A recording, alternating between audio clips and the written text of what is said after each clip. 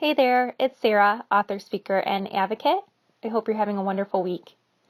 I want to talk a little bit about this one time during a very dark period of my life in which I was finally opening up about all of the crazy things that had happened to me and that were still happening to me, and just trying to wrap my head around how I was going to go about handling everything, what had happened so far, what still needed to be done. And I went into a lengthy account of all of these different things. And when I was done, I just remember I was speaking to a group of people, and there was crickets, dead silence. Finally, a woman looked right at me, and she said, "And you're still smiling. Why are you still smiling? You must be crazy." And she was right. I realized that the entire time that I had been going on and on about these different things that I needed to take care of, I had held my smile, and I had been smiling for some time. And I don't think that it was because I was crazy that I was smiling. It was because I was so happy to be at a point in my life, despite all of the obstacles that were still in the way, where I felt free for the first time in a very, very long time, and strong and able.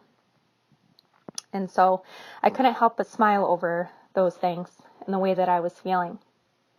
I had just proven to myself that I am finally worthy, and I deserve to be freed from self-doubt and misery, and deserve to live a life without abuse.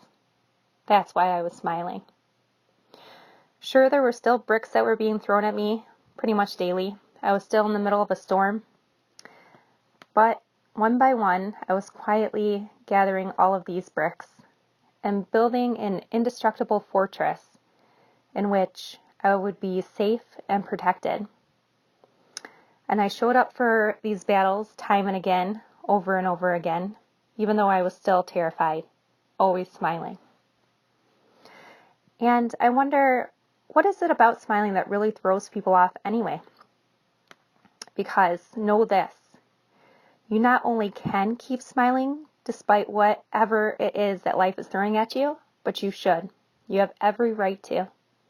If you have successfully navigated away from the throes of abuse, chaos, trauma, or turmoil, and you have emerged to the other side alive and relatively well, considering the circumstances, then you should smile. So sure, things are going to be kind of crazy for a while. You won't have all the answers. You're likely to still be in the middle of a mess.